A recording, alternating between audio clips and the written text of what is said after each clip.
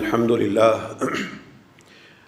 لله نحمده ونستعينه ونستغفره ونؤمن به ونتوكل عليه ونعوذ بالله من شرور أنفسنا ومن سيئات أعمالنا من يهده الله فلا مضل له ومن يضلل فلا هادي له أشهد أن لا إله إلا الله وأشهد أن محمدًا عبده ورسوله أما بعد فإن خير الحديث كتاب الله وخير الهدي هدي محمد صلى الله عليه وسلم وشر الأمور محدثاتها وكل محدثة بدعة وكل بدعة ضلالة. أعوذ بالله من الشيطان الرجيم. بسم الله الرحمن الرحيم. أولئك هم الوارثون الذين يرثون الفردوس هم فيها خالدون. صدق الله العظيم.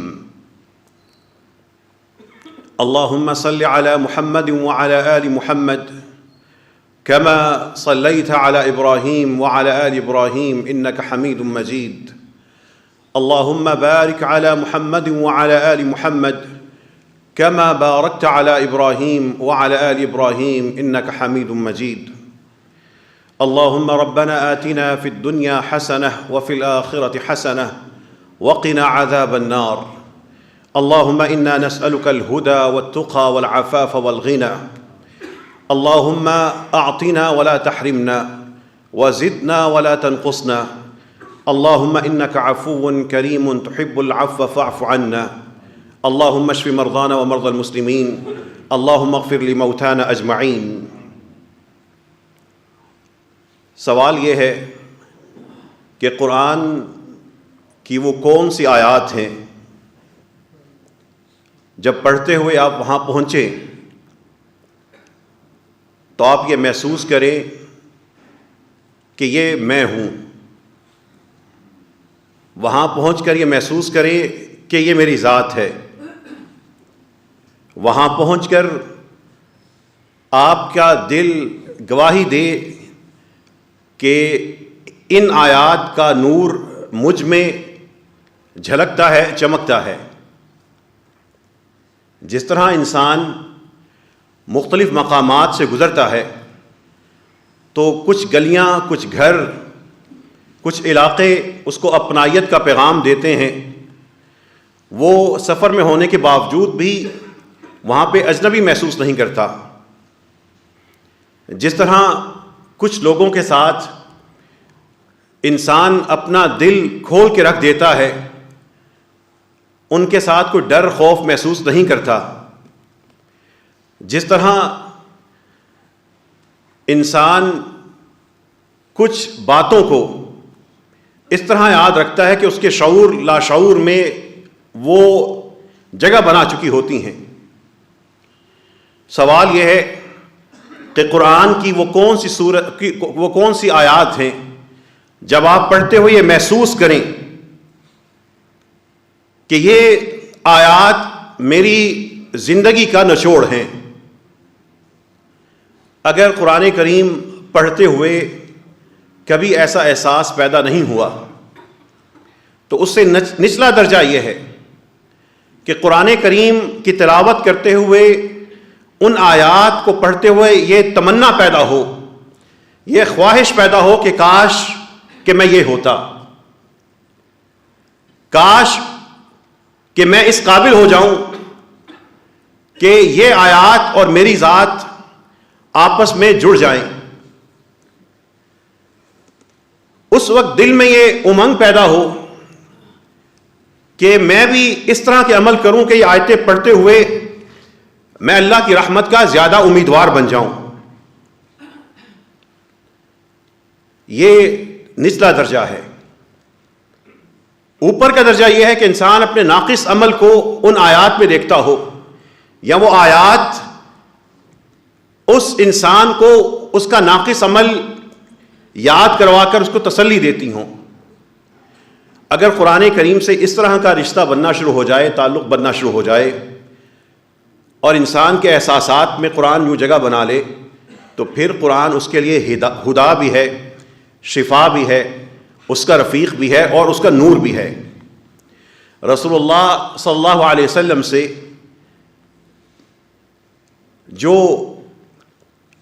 شاندار اخلاق اور ان کے صبح و شام کے معمولات مروی ہیں، ان کو جاننے کے لیے ایک شخص نے حضرت عائشہ رضی اللہ عنہا سے یہ سوال کر لیا کہ رسول اللہ صلی اللہ علیہ وسلم کا اخلاق تھا کیا؟ گھر والی ہیں، سب جانتی ہوں گی، بتائیے ان کا اخلاق کیا تھا؟ تو ہماری ماں نے رضی اللہ عنہا انہوں نے کیا کہا تھا؟ رسول اللہ صلی اللہ علیہ وسلم کا اخلاق جاننا ہو تو سمجھو کہ ان کا اخلاق قرآن تھا۔ اخلاق کیا ہوتا ہے؟ ہماری عادتیں، ہمارا رویہ، ہمارا گفتگو کا طریقہ، ہمارا لین دین، ہمارا ایک دوسرے کے ساتھ رکھ رکھاؤ، ہمارے معاملات، یہی سب چیزیں مل کے اخلاق بنتی ہیں۔ پھر حدیث میں ہے کہ حضرت عائشہ نے 10 آیات تلاوت کی تھیں۔ وہ 10 آیات اس صحابی کو سمجھانے کے لیے کی تھی کہ یہ ہے رسول اللہ صلی اللہ علیہ وسلم کا اخلاق۔ یہیں سے جو میں نے آپ سے سوال کیا تھا، اس سوال کو ان آیات سے جوڑ لیں۔ وہ کون سی آیات تھیں جو حضرت عائشہ نے تلاوت کی، اور وہ کون سی آیات ہیں جو ہمیں اپنے آپ پر کام کرنے کے لیے، اپنی سیرت چمکانے کے لیے، اپنے آپ کو بہتر کرنے کے لیے، اپنے دلوں کے تزکیہ پاک کرنے کے لیے ہمیں ان آیات کی روشنی میں انفرادی اور اجتماعی طور پہ آگے بڑھنا ہے۔ وہ آیات آج اس طالب علم سے ان کا کچھ خلاصہ سن لیجئے، لیکن گھر میں جا کے ان کی ایک نہیں، دو نہیں، کئی تفاسیر گھروں میں کتابوں سے یا نیٹ سے ضرور پڑھیے گا۔ وہ آیات اپنے لیے آئینہ بنا لیجئے، وہ آیات اپنے لیے پیر و مرشد بنا لیجئے۔ جس کا مرشد قرآن ہو وہ کبھی گمراہ نہیں ہوتا، وہ بہکتا نہیں، وہ پھسلتا نہیں، وہ دھوکے میں نہیں مارا جاتا، وہ اللہ اور اس کے رسول صلی اللہ علیہ وسلم کے قریب تر ہوا چلا جاتا ہے۔ وہ آیات خوشخبری سے شروع ہوتی ہیں، قد افلح المؤمنون۔ اس طرح عملی طور پر اس دائرے میں چلنے والے فلاح پا گئے۔ نتیجہ پہلے بتا دیتی ہیں، قد افلح المؤمنون۔ کیسے مومن؟ اب پہلی چیز جو اللہ تعالیٰ ذکر کر رہے ہیں، الذین هم فی صلاتہم خاشعون، جو اپنی نمازوں میں خاشعون، یکسو ہوتے ہیں، جھکے ہوئے ہوتے ہیں، محبت سے لبریز ہوتے ہیں، خشیت سے دل بھرے ہوتے ہیں، عاجزی کا پیکر ہوتے ہیں، اطاعت سے سرشار ہوتے ہیں۔ خاشعون، جس میں خشوع ہے، اس میں تقویٰ ہوگا، اس میں عاجزی ہوگی، اس میں امید ہوگی، وہ اتباع پہ چل رہا ہوگا، وہ امیدوار ہوگا، عذاب سے ڈرا بھی ہوگا، وہ جھکا بھی ہوگا، تکبر سے خالی ہوگا، نیکی کا دل دادا ہوگا، برائی سے بچنے والا ہوگا۔ ان ساری کیفیتوں کے ساتھ اپنی جنت اور دوزخ کو سامنے رکھ کر رب کے حضور کھڑا ہوگا۔ خاشعون، نمازوں میں خشوع ہوگا۔ یہ پہلی صفت اللہ تعالیٰ نے عملی طور پر عمل کی وجہ سے جیتنے والوں کی ذکر کی ہے۔ وہ خشوع نماز شروع ہوتے ہوئے نہیں ہوگا، بلکہ نماز سے پہلے اس کی کیفیت یہی ہوگی جو رسول اللہ صلی اللہ علیہ وسلم نے فرمایا، جعلت قرۃ عینی فی الصلاۃ، میری آنکھوں کی ٹھنڈک تو نماز میں بنائی گئی ہے۔ وہ کھڑے ہونے سے پہلے، وہ نماز شروع کرنے سے پہلے اس نماز کا منتظر ہے، وہ نماز ایک پڑھنے کے بعد اگلی نماز کا منتظر ہے، اور اس کو خشوع تب ملتا ہے، صرف نماز شروع کرنے کے بعد نہیں، بلکہ نماز کو وہ رسول اللہ صلی اللہ علیہ وسلم کی طرح یہ سمجھتا ہے کہ تھکے ہوئے انسان کے لیے آرام ڈھونڈنے کا بہانہ نماز ہے، ریلیکس ہونے کا طریقہ نماز ہے۔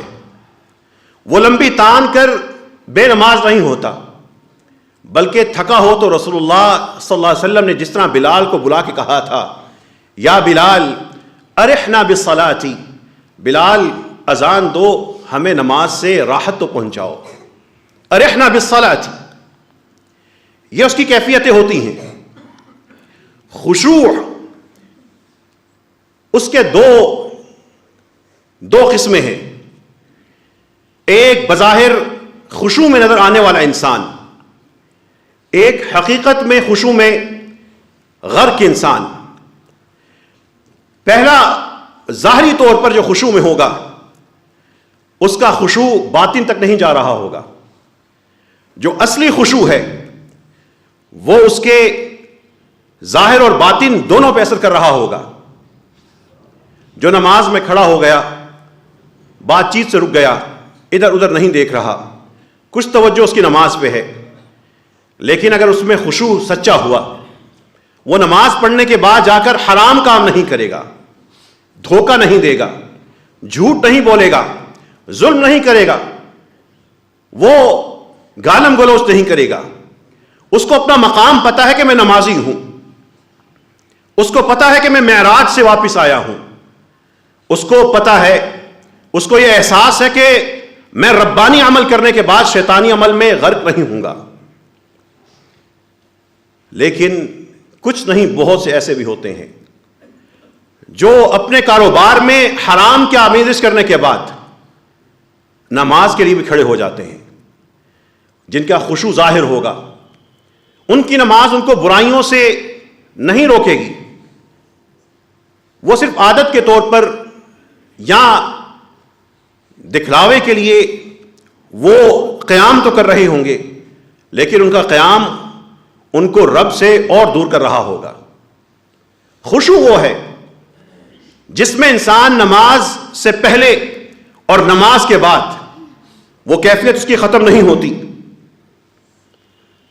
وہ نماز سے اس حد تک پیار کرتا ہے، جیسے ایک صحابی نے اپنا واقعہ بیان کیا کہ میں اپنے والد کے ساتھ سسرال کی طرف گیا، نماز کا وقت ہو گیا، اس باپ نے اس گھر میں ایک چھوٹی بچی کو آواز دی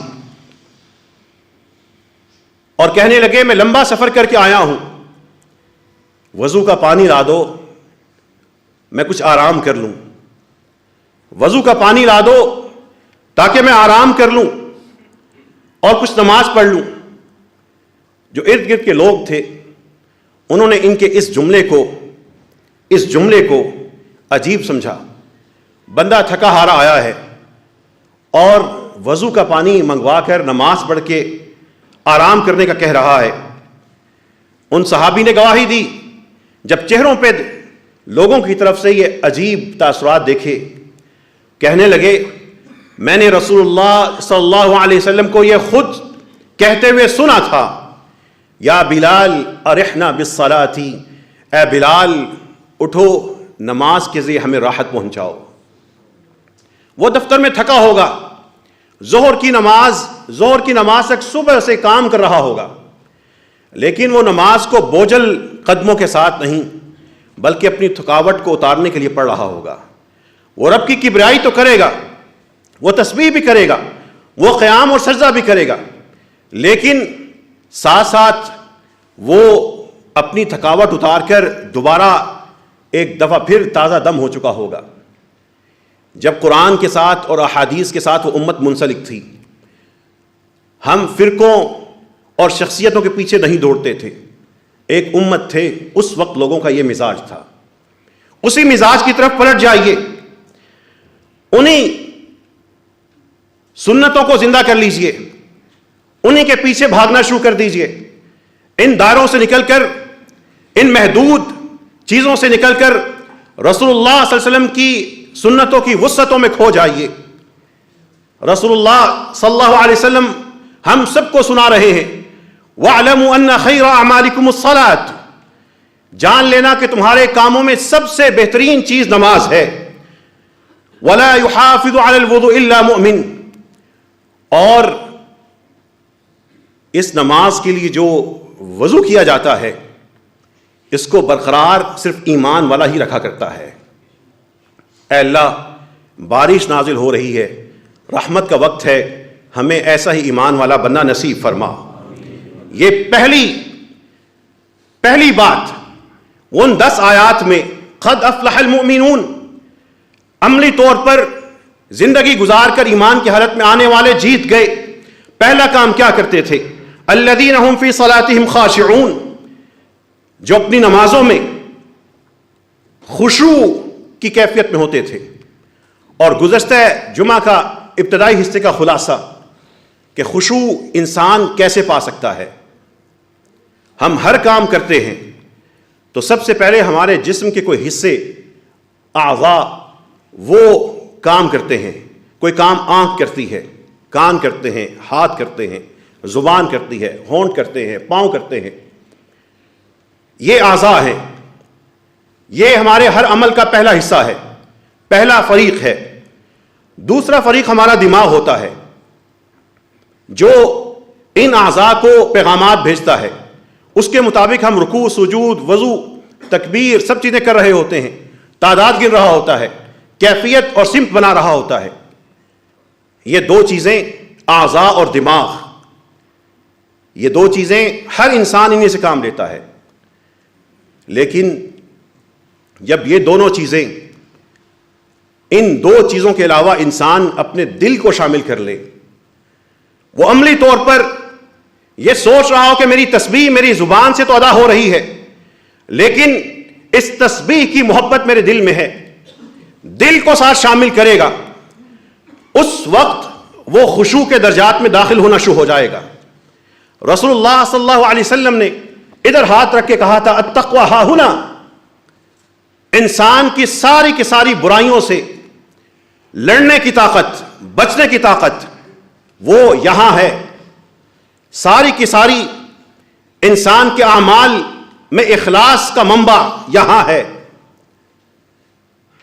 یہ خشوع جب 3 چیزیں انسان دل لگا کے کر رہا ہو تو لوگ بھی کہتے ہیں وہ بندہ دل سے کام کرتا ہے۔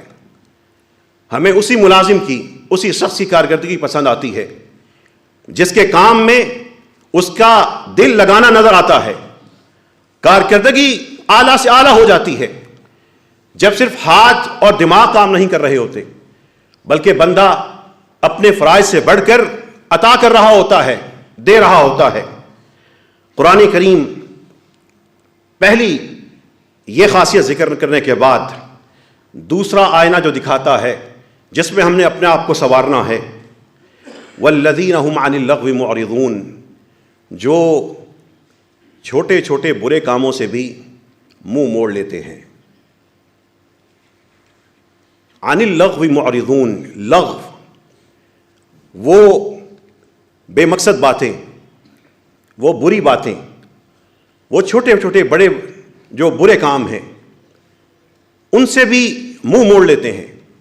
یہاں پہ رک جائیے، کتنے ہی چھوٹے چھوٹے کام ہیں جو ہم نے اپنی برے کام ہیں، اپنی عادتیں بنائی ہوئی ہیں، کتنے ہی برے برے جملے ہیں جو ہمارا تکیہ کلام ہیں، وہ پسندیدہ موضوعات ہیں خاص طور پہ سیاست کے حوالے سے، جس کے ہم خواہ مخواہ ہی اس کے عادی ہو چلے ہیں، اور اجتماعی طور پر اکثریت ہم میں سے اب نفسیاتی مریض بن چکی ہے۔ ایک ہی پارٹی، ایک ہی قائد، وہی فرشتہ ہے، باقی سارے شیطان ہیں۔ اچھے بھلے، بڑے پڑھے لکھے، باشعور لوگ بھی اس فتنے کا شکار ہیں۔ وہ سیاست جو صرف مفادات کے لیے ہے، وہ سیاست جس میں سے کوئی بھی اللہ کے دین کی سربلندی کے لیے ڈٹا نہیں ہے، وہ سیاست جو آخر میں سیٹوں اور قائمہ کمیٹیوں اور وزارتوں اور پھر اپنی اسی طرح کے مفادات میں جا کے اس کا اختتام ہے، وہی اس کی ابتدا ہے، وہی اس کی انتہا ہے۔ ہم ان لوگوں کے وکیل بن کر اپنی آخرت خراب کر رہے ہیں، اپنے قرآن کریم کی ان جھلکیوں کو خراب کر رہے ہیں۔ والذین هم عن اللغو معرضون، جو چھوٹے برے کاموں سے بچتے ہوں گے وہ بڑوں کی طرف جائیں گے کیسے؟ اللہ سے پھر دعا کیجیے اللہ ہمیں لغو سے بچنے کی توفیق عطا فرما، جو قرآن کی آیات ہیں اللہ ان کی جھلکیاں ہماری سیرت میں دکھا دے، ہمیں قرآن پڑھ کر سمجھ کر اس پہ عمل کرنے کی توفیق عطا فرما۔ والذین هم للزکاة فاعلون، تیسرا جیتنے والے مومن کیا کرتے ہیں؟ قرآن کے الفاظ کی ترتیب دیکھیے، ایک تو ہوتا ہے مال میں سے زکوٰۃ ادا کرنا، وہ بھی قرآن ذکر کرتا ہے، لیکن یہاں پر قرآن کہتا ہے والذین هم للزکاة فاعلون، جو کام کر رہے ہیں زکوٰۃ کی خاطر، کما رہے ہیں کہ رب کی راہ میں خرچ کریں گے۔ ان کا مقصد ایک طرف وہ شخص کماتا ہے اور کمانے کے بعد رب کے راستے میں خرچ کر دیتا ہے، وہ بھی صحیح کر رہا ہے، لیکن ان کے درجہ یہ ہے کہ یہ ساری کی ساری تگ و دود اس لیے کر رہے ہیں کہ ہاتھوں میں ہوگا تو رب کی راہ میں خرچ کریں گے۔ والذین هم للزکاة فاعلون۔ اور پھر زکوٰۃ کے یہاں پر دو مفہوم ہیں، ایک وہ مالی زکوٰۃ ہے، زکوٰۃ کا لفظی مطلب اصل میں ہے کیا؟ زکوٰۃ پاک کرنے کو کہتے ہیں، اسی سے لفظ تزکیہ ہوتا ہے۔ جب ہم اپنے مال میں سے رب کا مقرر کردہ حصہ نکال دیتے ہیں تو وہ سارے کا سارا مال پاک ہو جاتا ہے، ورنہ وہ آلودہ رہتا ہے۔ اسی طرح جب ہم اپنے اصلاح کرتے ہیں، اس کو اپنی جان کی، اپنے نفس کی، اپنے دل کی تزکیہ کہتے ہیں۔ یہاں پر مراد دونوں ہیں، جو کارکردگی اس لیے دکھاتے ہیں کہ اللہ کی راہ میں خرچ کر سکیں، اور دوسری چیز کہ وہ اپنے نفس کو شرک سے، غلو سے، ریاکاری سے پاک کرنے کی خاطر باقاعدہ عملی طور پر محنت کرتے ہیں۔ والذین هم للزکاة فاعلون، اللہ سے دعا کیجئے اللہ ہمیں بھی ایسا ہی کام کرنے والا بننے کی توفیق عطا فرما دے۔ جب قرآن کریم کی ایسے آیتیں پڑھیں وہاں پہ رک جایا کریں، رک کر دعا کیا کریں اللہ مجھے، میرے گھر والوں کو، میری اولادوں کو، میرے بہن بھائیوں کو، جو بھی میرے ساتھ وابستہ ہیں اللہ ان کو یہی درجہ عطا فرما۔ قرآن خوانی اصل میں یہ ہے کہ جن کے فوت ہو گئے ہیں وہ قرآن کریم پڑھتے ہوئے جہاں پہ ایسا ذکر آئے، ایسی آیات آئے وہاں پہ رب سے مانگ لے، اور جہاں پہ سختی کا ذکر آئے وہاں سے پناہ مانگ لے۔ یہ قرآن خوانی ہے، یہ کرائے پر بلا کر جنت کی فرنچائز کا اسلام میں کوئی تصور نہیں ہے۔ پھر قرآن کریم کہتا ہے والذین هم لفروجہم حافظون، جو اپنی شرمگاہوں کی حفاظت کرنے والے ہیں۔ ہمارا معاشرہ بہت پستہ ہو چکا، اس سکرین نے بہت سوں کو برباد کر دیا۔ یہ شرمگاہوں کی حفاظت اللہ تعالیٰ نے اس کا بطور خاص ان کی سیرت میں ذکر کیا ہے۔ یہ شرمگاہیں ان کو سکرین بھی خراب کرتی ہے، ان کو گانے بھی خراب کرتے ہیں۔ یہ جو فلمیں اور ڈرامے گھروں میں چلانے کی اجازت دے رکھی ہے، یہ بیٹیوں کی عفت کو خراب کرتے ہیں۔ یہ جو نظام تعلیم بنا ہے جس میں جوان بیٹا اور بیٹی یونیورسٹی اور کالج لیول پر جا کر باپ پڑھنے کے لیے بھیج رہا ہے، وہاں پہ جو پڑھائی ہو رہی ہے سب کو پتہ ہے۔ اپنی بیٹیوں کو اتنی بڑی دلدل میں خود ڈال کر بعد میں کہتے ہیں دعا کیجئے نیک اور صالح ہوں۔ والذین هم لفروجہم حافظون، ان شرمگاہوں کو، اپنے بچوں کی عفت کو، عصمت کو اگر محفوظ کرنا ہے، حفاظت صرف یہ نہیں ہوتی کہ اپنی آنکھیں بند کر لیں، حفاظت یہ ہے کہ معاشرے کے اندر جو غلاظت پھیل رہی ہے اس کے خلاف خاموشی اختیار نہیں کرنی۔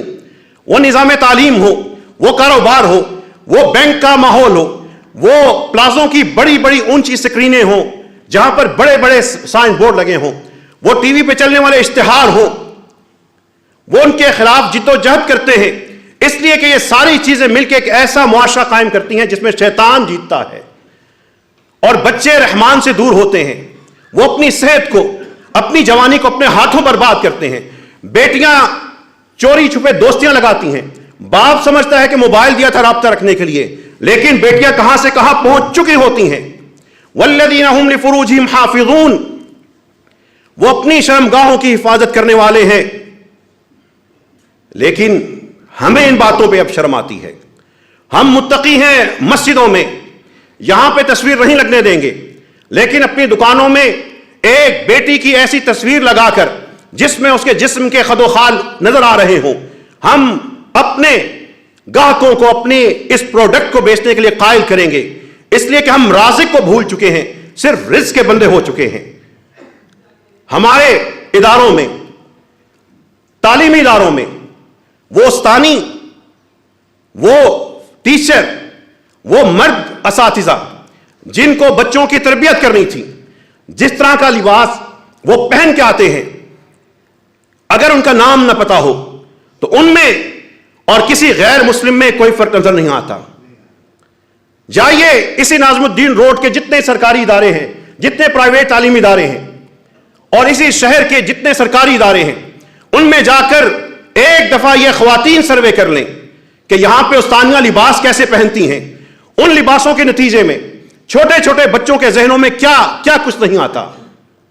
والذین هم لفروجہم حافظون، وہ اپنی شرمگاہوں کی حفاظت کرنے والے ہیں۔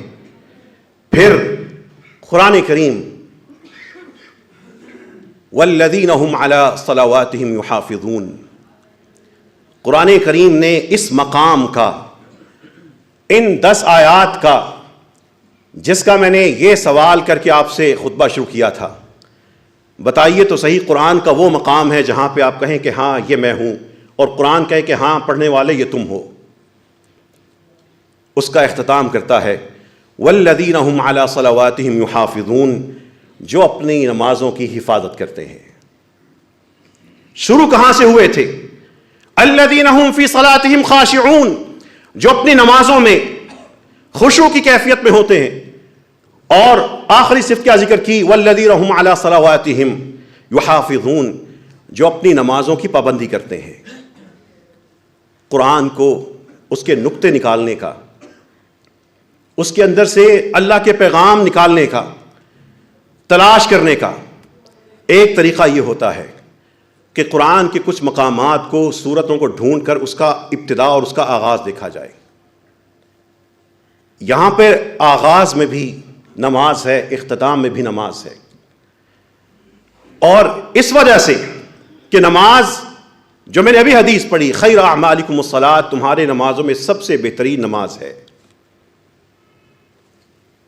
ہم سب کو یہ تو بتایا گیا کہ قرآن نازل ہوا تو پہلا لفظ کیا آیا؟ اقرا، پڑھو اور تعلیم حاصل کرو۔ لیکن اقرا بسم ربک، بسم ربک لوگ بھول گئے۔ صرف تعلیم نہیں، بسم ربک، جو تمہارے رب کے نام سے ہوگا، جو رب کے نام سے ہوگا وہ رب ہی کے لیے ہوگا، وہی تعلیم۔ اس پڑھنے کے بعد بیٹیاں ناچیں گی نہیں، بیٹے لڑکیوں سے دوستیاں نہیں لگائیں گے، یونیورسٹیوں میں حرام کام نہیں ہوگا، لیکن ہم نے اقرا کو پکڑ لیا، بسم ربک کو بھول گئے۔ خیر، اسی اقرا کی، اقرا پڑھو، اسی سورت کا اختتام دیکھیے ہوتا ہے واسجد واقترب، پڑھو، کہا شروع میں پڑھو، اختتام کیا سجدہ کرتے رہو اور قریب تر آتے رہو۔ اس سورت کا آغاز صرف اسی پہ توجہ نہ رکھیے، اس کے اختتام کو دیکھیے۔ یہ قرآن کریم میں سے نقطے ڈھونڈنے کے وہ طریقے ہیں جو علماء کرام کرتے ہیں۔ اب قرآن کریم کی یہ جو آیات ہیں، یہ ہے آپ کی سیرت۔ رمضان آ رہا ہے، آج سے تیاری شروع کر دیں، قد افلح المومنون بن جائیں، الذین هم فی صلاتہم خاشعون اپنا ہدف مقرر کر دیں، والذین هم عن اللغو معرضون، اپنے سے سچے ہو کر اپنی زندگی میں جو چھوٹی چھوٹی برائیوں کو جگہ دی ہے اس سے بچنا شروع کریں، ہاتھ، اپنے احساسات، اپنا دل ان برائیوں سے نکالنا شروع کر دیں۔ اور پھر والذین هم لاماناتہم وعہدہم راعون، جو اپنی امانتوں اور اپنے عہد کا خیال کرتے ہیں. اور امانتوں میں سب سے بڑی چیز، ایک بڑی چیز، لوگ فوت ہو جاتے ہیں، بعد میں پتہ لگتا ہے کہ صاحب ایسے ہی چلے گئے. جو لوگوں سے عہد کیا ہے، جو باتیں کی ہیں، جو طے کیا ہے، وہ پورا کیجیے. لیکن جو ایک چیز معاشرے میں بہت زیادہ سامنے آ رہی ہے کہ مردوں، خدا کے نام پہ اپنی بیویوں کو وقت پہ حق مہر ادا کر دو. وہ بھی قرض ہے، وہ بھی عہد ہے، وہ بھی امانت ہے. جو طلاقوں کے کیس مسجد میں آ رہے ہیں، جو صلح کے آ رہے ہیں، وہاں پر حق مہر لکھوا لیا، بعد میں نہیں دے رہے، رسوا کر رہے ہیں، ذلیل کر رہے ہیں، عورتوں کو دھکے لگ رہے ہیں. چھوٹے چھوٹے حق مہر ہیں، لیکن دینے میں بخل کا شکار ہیں. جتنے یہاں پر لوگ بیٹھے ہیں، سب سے پہلے جا کے اپنی اپنی بیوی کے حق مہر کا حساب کر لیجئے گا، اپنی زکاتوں کا حساب کر لیجئے گا. والذین هم لاماناتهم وعہدہم راعون. اور پھر قرآن آخری آیت کے بعد پھر کیا خوشخبری دیتا ہے؟ اولئک هم الوارثون. لوگوں، یہی تو وارث ہیں. الذین یرثون الفردوس، جو جنت کے وارث بنیں گے. ہم فیہا خالدون، اس میں سدا رہیں گے. بارش ہو رہی ہے، اللہ سے دعا کیجئے، اللہ وقت جمعہ ہے، افضلیت کا دن ہے، بارش نازل ہو رہی ہے، اے اللہ جو قرآن سنا ہے ہمیں اس پہ عمل کرنے کی توفیق عطا فرما. جو درجہ سنا ہے اللہ ہمیں وہ عطا فرما. اپنے اعمال پر نہیں، تیری رحمت سے، رسول اللہ علیہ وسلم کی شفاعت کی وجہ سے، ان کے امتی ہونے کا واسطہ دے کے سوال کرتے ہیں. اے اللہ قرآن کی ان آیات کو ہمارے لیے نور بنا دے. وآخر دعوانا ان الحمد للہ رب العالمین. اللہم لک الحمد حمدا کثیرا طیبا مبارکا فیہ. اللہم لک الحمد کما ينبغی لجلال وجہک عظیم سلطانک. اللہم صل علی نبینا محمد. اللہم بارک علی نبینا محمد. جتنے بھی لوگ بیٹھے ہیں، آپ سے گزارش ہے کہ تھوڑے آگے ہو جائیں. چونکہ بارش ہو رہی ہے، باہر لوگ بیٹھ نہیں سکیں گے، تھوڑا آگے ہو جائیں تاکہ باقی لوگ جو باہر کھڑے ہیں ان کو دقت نہ ہو.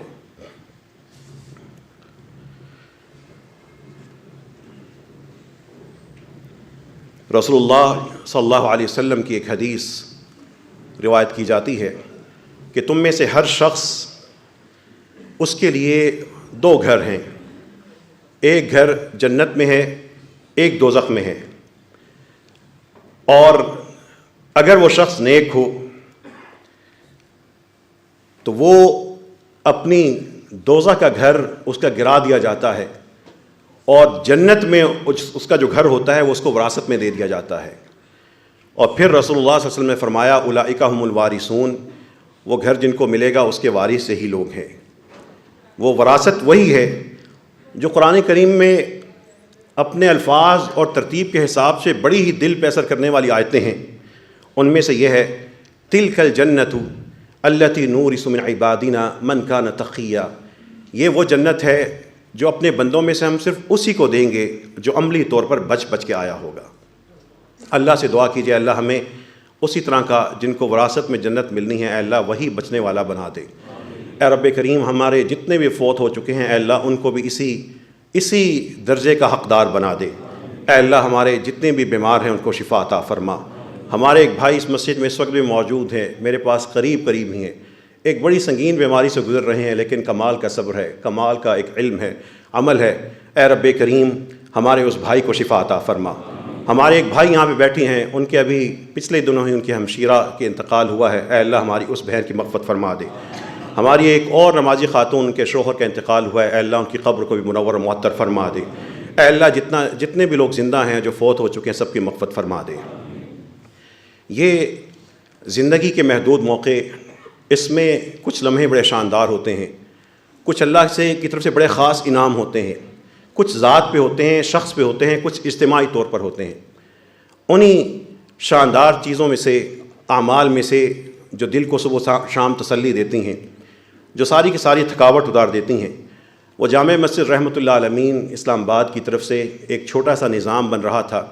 ایک تنکا جمع کرتے ہوئے کچھ چیزیں کی جا رہی تھیں.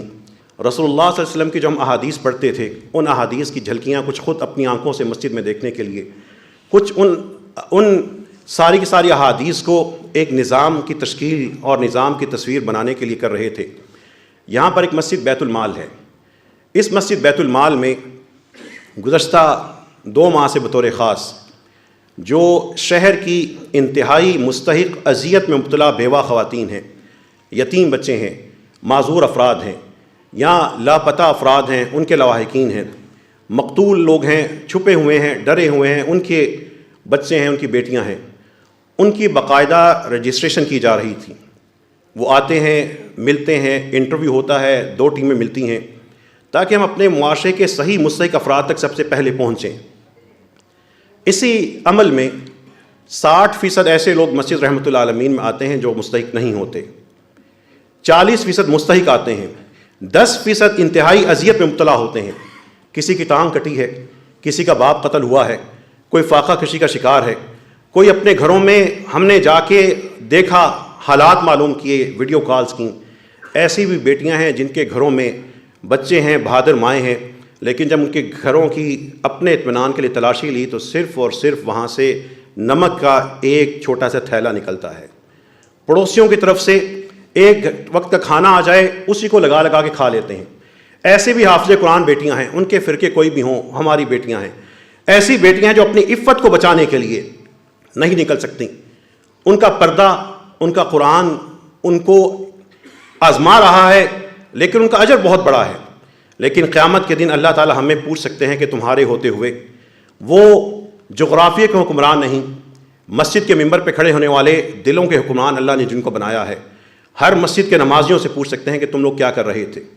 ان لوگوں کا یہاں پہ ایک پورے کا پورا 2000 سے زیادہ خاندانوں کا ڈیٹا ہمارے پاس آ چکا ہے۔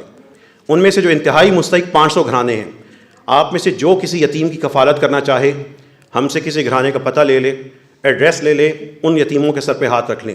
کسی بیوہ کی کفالت کرنا چاہے وہ یہاں سے آ کے خاندان مل سکتا ہے۔ کوئی بھی شخص کسی بھی قسم کی ان کے ساتھ نیکی کرنا چاہے رابطہ کر لے، اس کو اس کے سارے کے ساری نیکی کا طریقہ بھی اور اس کی ویڈیو میں سارے کا سارا ریکارڈ بھی بھیج دیا جائے گا۔ دوسری چیز، یہ اللہ تعالیٰ کی توفیق ہوتی ہے کہ اللہ تعالیٰ نے ہمیں ابھی دینے والا بنایا ہے، لینے والا نہیں۔ یہ اللہ تعالیٰ کا بہت بڑا انعام ہے۔ اس انعام پہ اگر ہم ساری رات میں سجدے میں رہیں، اللہ تعالیٰ نے ہمیں تڑپنے والا نہیں بنایا بلکہ تڑپنے والوں کو سکون دینے والا بنایا ہے۔ یہاں پہ ایک عجیب ہم منظر دیکھتے ہیں، بیوہ خواتین فاقہ کشی میں شکار اپنے بچوں کو لے کے آ جاتی ہیں۔ پہلے یہی ہوتا تھا کہ چلیں دیکھیں دیں گے، فنڈ نہیں ہے فلاں، لیکن اب یہاں پہ ایک مسجد راشن سٹور بنایا گیا ہے، اس میں غذائی اجناس وہاں پہ کچھ نہ کچھ موجود ہوتی ہیں۔ ساتھ ہی مسجد گوشت سٹور بنایا گیا ہے، جو عقیقے کے ولیمے کے لوگوں کے صدقے کے بکرے آتے ہیں باقاعدہ ان کو کاٹ کر ذبح کر کے صاف کر کے پیکنگ کر کے سٹینڈرڈ جو سٹوریج کا سسٹم ہے اس میں محفوظ کیے جاتے ہیں۔ مسجد گارمنٹ سٹور موجود ہے، شوز سٹور موجود ہے۔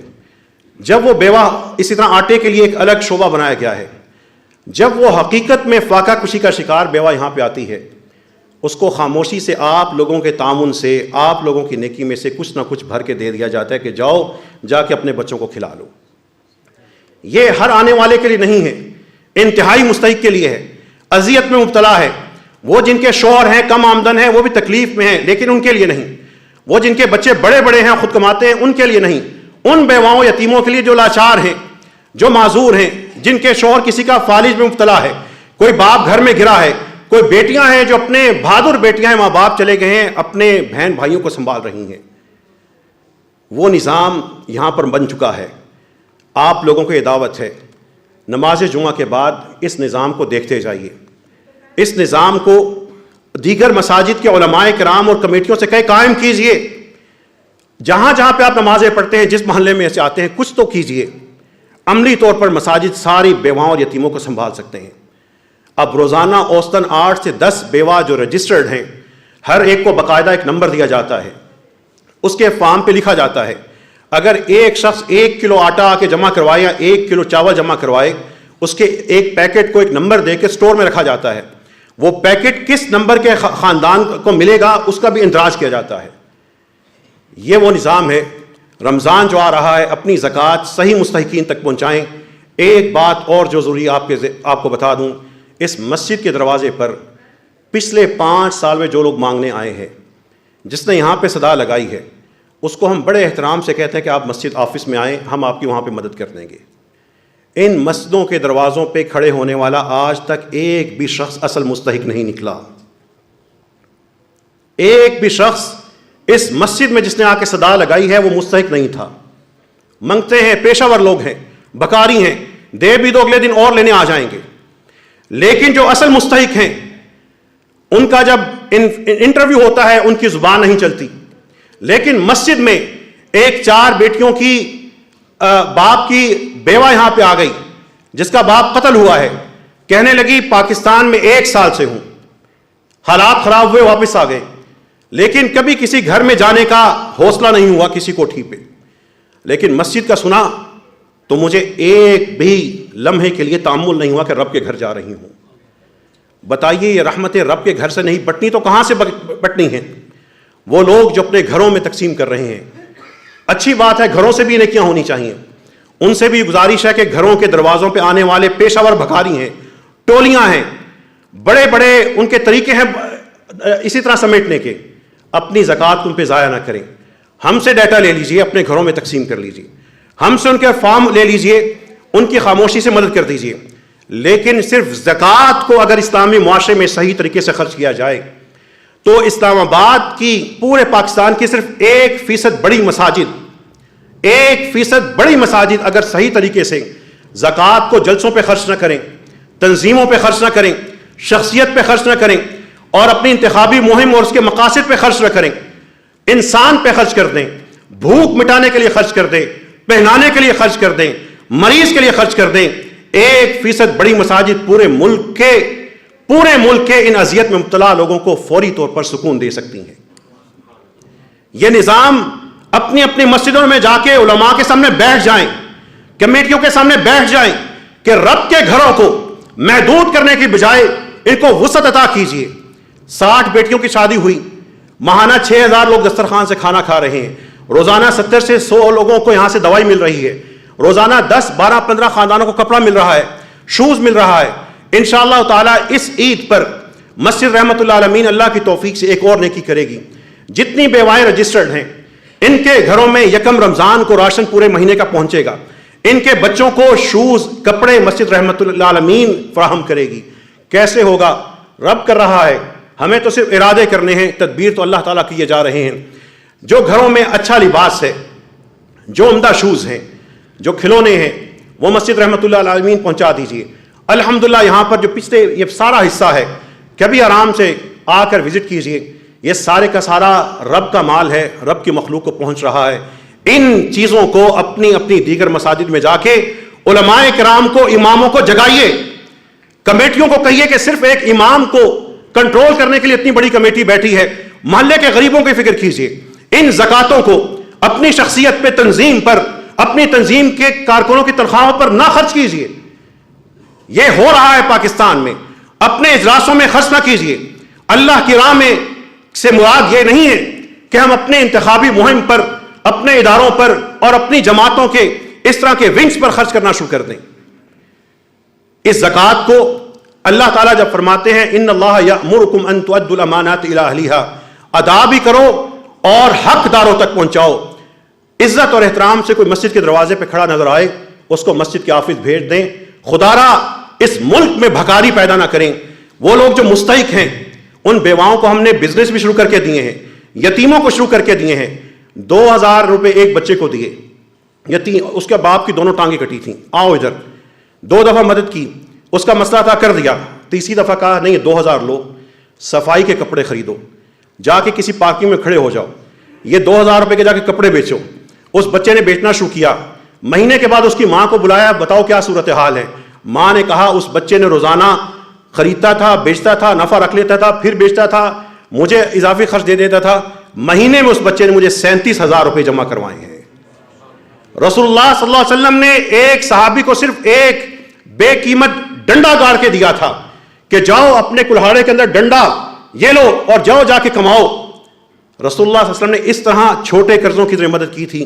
سنتوں کو زندہ کیجئے. اللہ سے دعا کیجئے اللہ ہم سب کی نیکی میں مزید حسن ہمیں دکھا دے. اے اللہ اس کے اثرات آخرت میں بھی دکھا دے. اے اللہ جو بیمار ہیں ان کو شفا عطا فرما، جو بہکے ہیں ان کو استقامت نصیب فرما، جو تنگ دست ہیں اللہ ان کو وسعت نصیب فرما. اے اللہ جو تیرے پاس آنا چاہتے ہیں اے اللہ ان کو اپنا بنا لے، جو تیرے سے دور جا رہے ہیں اے اللہ ان کو واپس بلا لے. اے اللہ ہم سب کو اپنا مقرب بنا لے، اپنا پیارا بنا لے. اپنے رسول صلی اللہ علیہ وسلم کا پیارا بنا لے، رسول اللہ صلی اللہ علیہ وسلم کا دیدار خواب میں نصیب فرما دے۔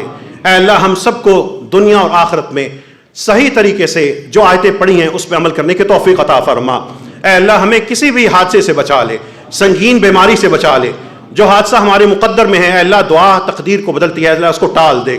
جو بیماری ہمارے جسموں میں بن چکی ہے یا بننی ہے اے اللہ اپنے فضل و رحمت سے اس کو ٹال دے، اس کے برے اثرات کو ختم فرما دے۔